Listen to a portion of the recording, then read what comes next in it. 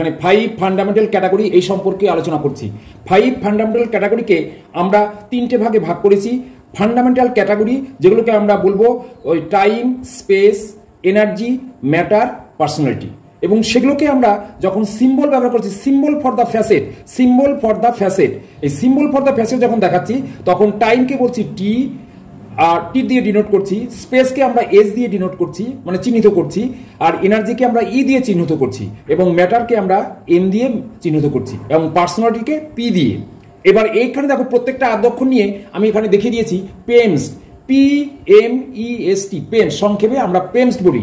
আর এটাকে বলা হয় 5 ফান্ডামেন্টাল ক্যাটাগরিজ। সাবজেক্টের যখন আমরা অ্যানালিসিস করব তখন এই পেমস ইউজ করে আমরা প্রত্যেকটা ফ্যাসেটকে আলাদা করব, এবং প্রত্যেকটা ফ্যাসেটের জন্য আলাদা আলাদা নাম্বার নিয়ে সিনথেসিস করে আমরা ক্লাস নাম্বার তৈরি করব।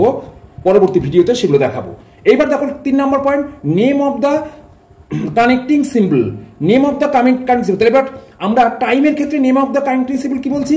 Inverted comma. এই দেখো লাস্টে ইনভার্টেড কমা, মানে আমরা বাংলায় উল্টো কমা বলি যাকে। এইবার তারপরে 2 নম্বর কি?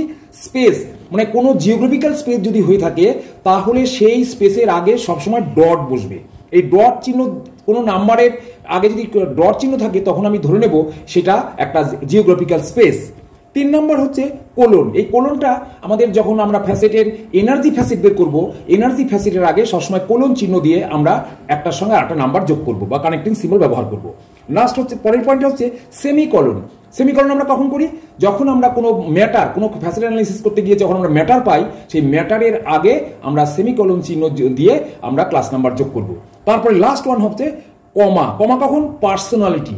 এই পার্সোনালিটির পাশে আমরা আগে কমা চিহ্ন দিয়ে, যেমন মেন ক্লাস, পার্সোনালিটি অনেক সময়, সবসময় থাকবে না, পার্সোনালিটির আগে সবসময় কমা বা থাকে না, মাঝে মাঝে থাকে। সেটা আমি পরবর্তী ভিডিওতে বলবো। নির্দিষ্ট কিছু সাবজেক্ট আছে, মেন ক্লাস আছে, তাদের জন্য ফ্যাসেট ফর্মুলা সেইভাবেই তৈরি করে দেওয়া আছে, সেইখানে আমরা কমা ব্যবহার করতে পারি, সব জায়গায় হয় না। যেমন আমরা যদি বলি যে সিস্টেম ফ্যাসেট বা স্পেশাল ফ্যাসেট, মেন ক্লাসে যখন সিস্টেম ফ্যাসেট বা স্পেশাল ফ্যাসেট ব্যবহার করা হবে সেই ক্ষেত্রে পার্সোনালিটির আগে কমা চিহ্ন বসবে।